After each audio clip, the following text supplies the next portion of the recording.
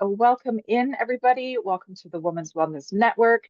Welcome here to our guest today, Leena. Hello, Leena. How are you doing? I'm doing fantastic. How are you? I am wonderful. I'm really thrilled that you're here today. I love that you participate in our network and you have so many interesting qualities about you and things that you do. I can't wait for you to tell everybody. So, first of all, why don't you tell everybody where it is that you are in the world?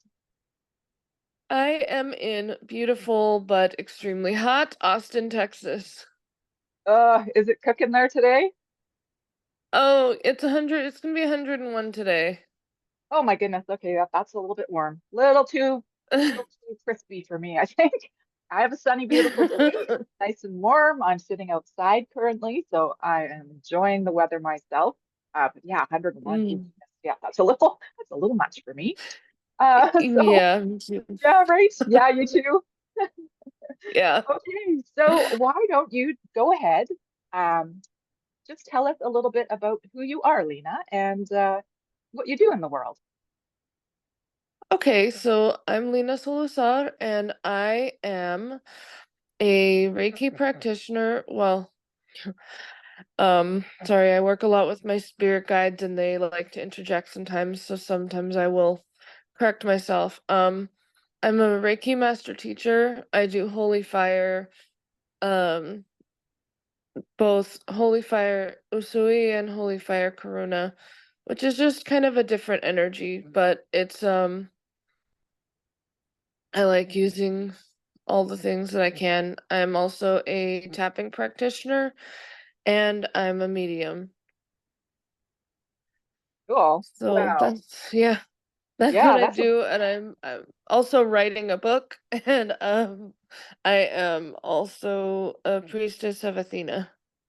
wow. Oh my goodness. Okay, I didn't know about that part. Now that's something. You're like full of surprises. And I would assume that our women watching would understand that you are blind, you have your eyes closed.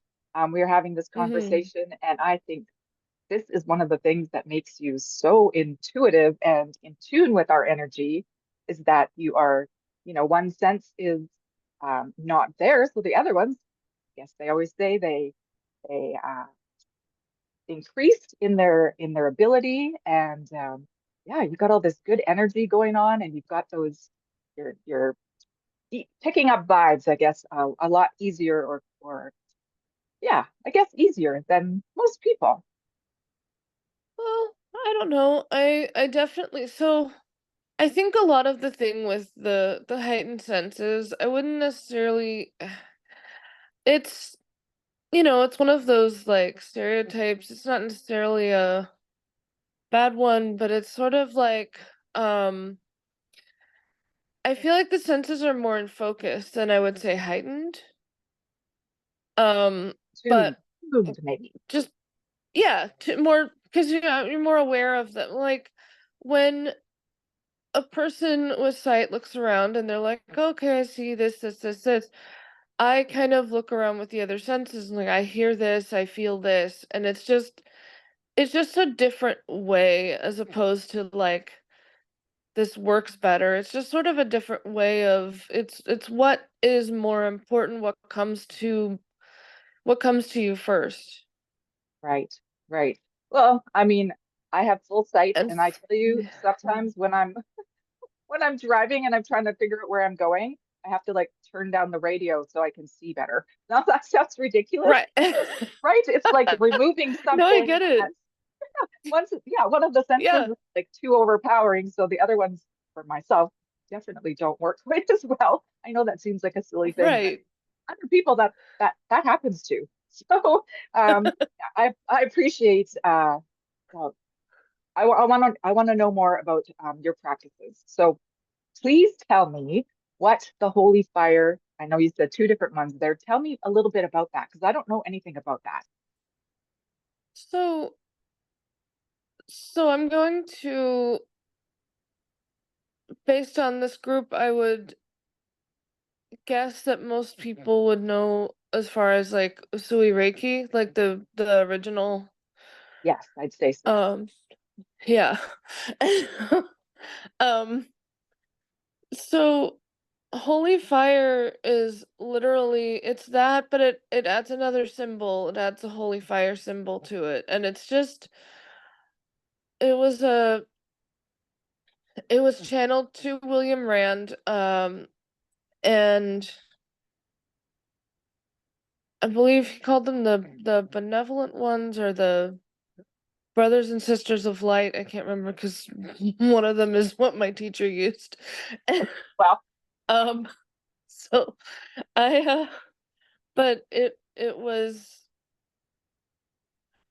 I don't know if I'd say well, I would say an upgrade, but they don't say that. But I feel like it's for me was an energy. It was like a they use more like meditation, ignitions kind of things instead of attunements where it happens within you instead of the other person doing it, instead of the practitioner doing the placement. Um, okay, that makes sense to so me. yeah, that's probably the biggest difference. And then the karuna, it's a whole nother set of symbols, but you still have to know that like nothing replaces the original Reiki. It's just kind of adding on to it. It's just more ways of and I find, a lot of the symbols are specifically for things like trauma or for um, going in really deep places with the Reiki and grounding and things like that. So it's just again for me, like I'm not discounting anyone's Reiki, but for me it's more versatile. Yeah, interesting. Yeah, maybe it's like a little you get Reiki 101. I'm not saying because I'm not a Reiki master in any way. I've had Reiki done on me, but I do not practice, so I don't really know. But as I'm seeing it, I see it's like you get the basic language, and then there are extra add-ons that are, special words or something like that, special symbols that are um Yeah. like the next level of practice or something. Does it work that Yeah. way? Yeah. That's how I see it. Yeah, because in Reiki itself, you have the first in the original style, right? You have level one, then you have level two, and you have like the level three, which is the master teacher level. But then this continues the process basically. Okay, that's super interesting. I never knew. Thank you for teaching me something today. I think this stuff is fascinating. Um, okay, so what other things do you use? You do intuition.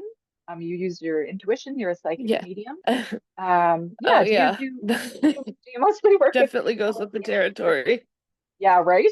Yeah, of course. Do you work with people in person, or do you like to? Can you work with people online too?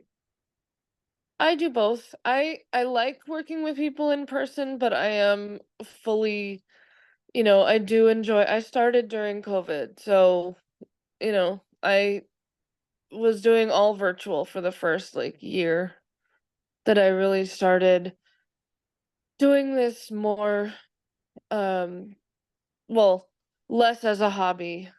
I will I don't know that it was ever I don't know, sorry. I don't know that it was ever, like, a hobby, but it was something I definitely did more as a I'm not charging anything, this is not something I do all the time.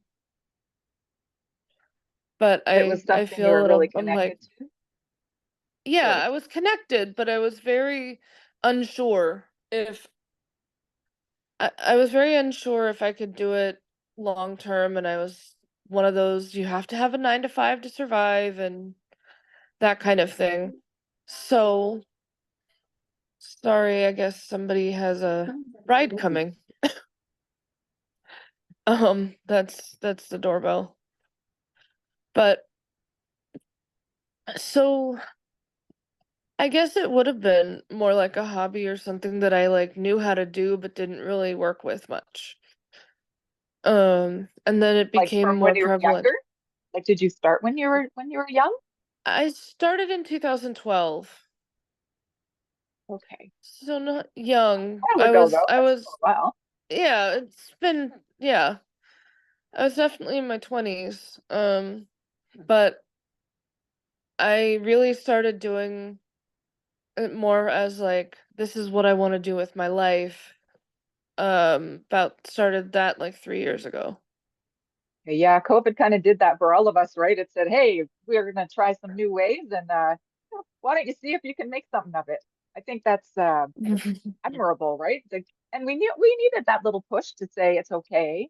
You don't have to have a 9 to 5. The world doesn't have to work like that. And yeah, I'm it's amazing that you can just well, all the things, right? You can do this stuff in person, you can do this stuff online, and it doesn't, it's about soul connection and that kind of stuff. It's not about Mhm. showing up at the office, right? Absolutely. That's the best part of it. Well, I think it's easier. Maybe it's probably more fun that way to have it as, it's a passion, maybe even something that you've really grown into loving. Oh yeah. I always loved it, but I never thought I could do something with it. So I think it's always been a passion. Um I I actually met an intuitive healer when I was in my teens, and she said I would had the makings of a healer, but I was sort of, growing up in religious household. I was surprised they took me to see her at all, but they were trying everything because I was blind. They were trying everything they could to find a way of healing that. Um, and so they took me to her, and she was just like, "You should take my class. You have the makings of a healer." And who knew that maybe 7, 8 years later, I'd be learning how to do that myself. Well, that's fascinating, right? It's well, that's the thing. Sometimes it just takes somebody to spark that, to say, hey, you've got something to look at. Maybe they see something potential in that. That happened to me once, actually. My aunt, I had gone through breast cancer and a divorce at the same time. And my aunt said to Mm, me, you should be a life coach after I, got through the whole process.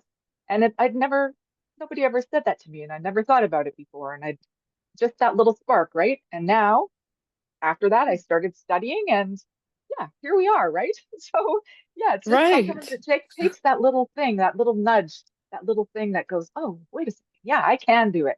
I can, right? Absolutely, yes.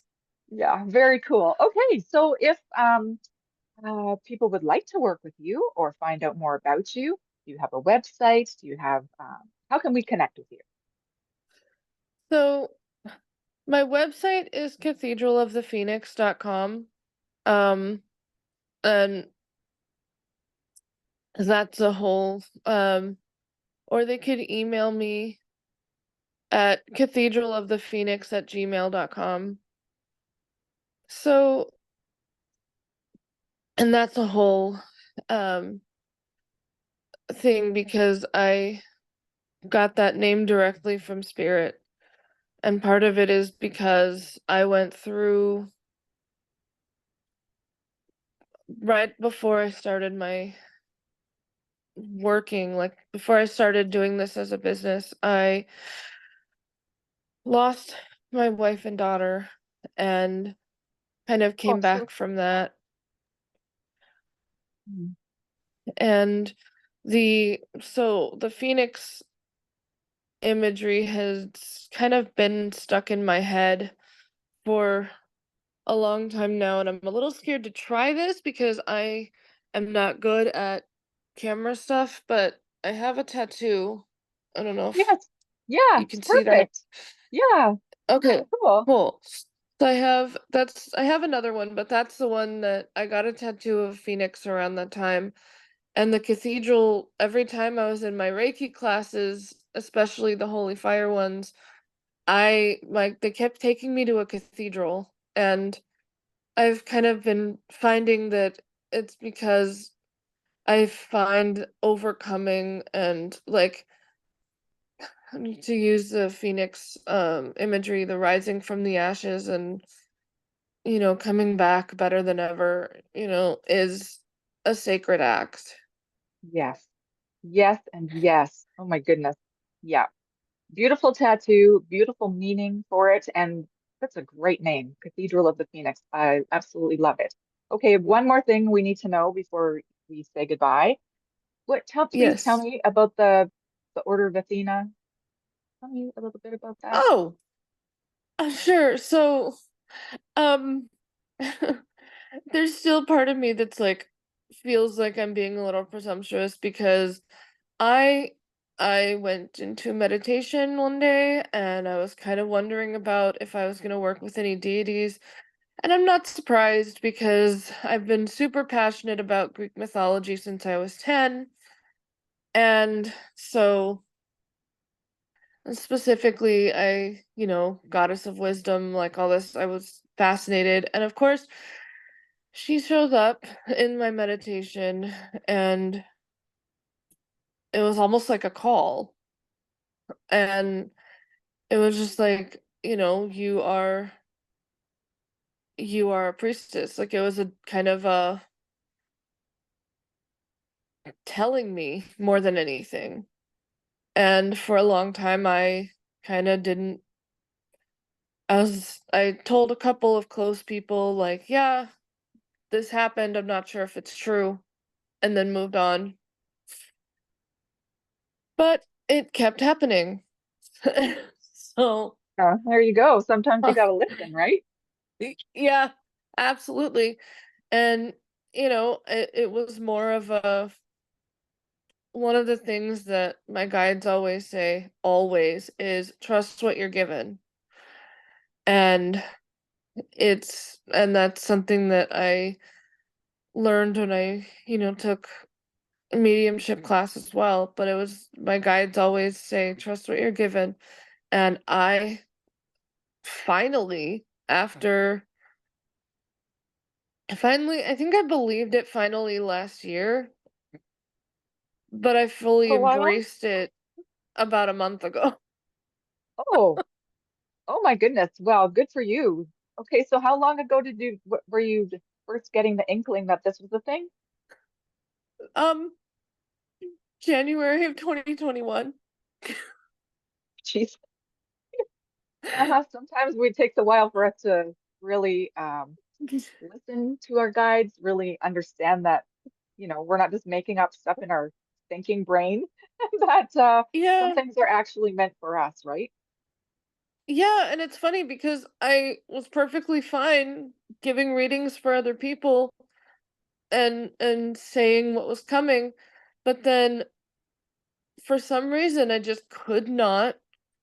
There was part of me that did, I think, but because I did tell like my chosen family, my close people, but I think there was a part of me that really didn't accept it at first and took a while to metabolize and finally embrace and really claim. Now that's it's 'cause it's a big thing, right? It's not like it's a Yeah. little spill or anything. It's something to No, be it's very want to big. kind of live up to it, sort of, right? You want to feel worthy of that sort of thing. And of course, we are Yes. all totally worthy of it, but to recognize that, you know, yes, we are. And yeah, take it, have it, hold Mhm. it, be it, live it, right? Yes, exactly. Yes. That a girl. Cool. Absolutely. That is so awesome. Okay, is there anything else you would like to share with us before we sign off today? Um, well, I guess the one other thing that I've been doing lately is I'm writing a memoir about my spiritual journey and um into spirit marriage. So like I know that's a whole different Love that's a it. whole different topic and could take another several conversations, but I am actually very passionate about the topic because it is something that, communicating with spirits safely and being in partnership versus something like having a spirit attachment is it's such an important thing to kind of look at and know how to communicate with spirit safely, how to use energy safely. All those things are so important, and they seem, like things that I know I took for granted at one point, and I have seen others in my life do the same. But I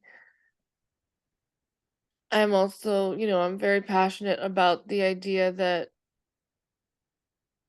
energy be used, to help, and which I feel like I'm probably preaching to the choir, but like, that it be used to help and uplift, and that it be used, in a safe way rather than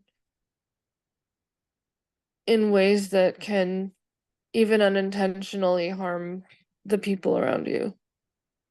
Absolutely. Yeah, it's wielding a power. Absolutely it is. It's not to be played with or taken lightly because there's a lot of power in it.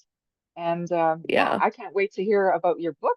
How how long do you think you might still have? Are you just started? Are you partway through? I have 8 chapters done out of, I think, 11 are gonna end up being. So Oh, I've sweet. got That's so over far. half. Nice. Oh, exciting. Okay. Well, we will be waiting to hear from you when that is ready to, go to publish. So we can look forward to reading more about you.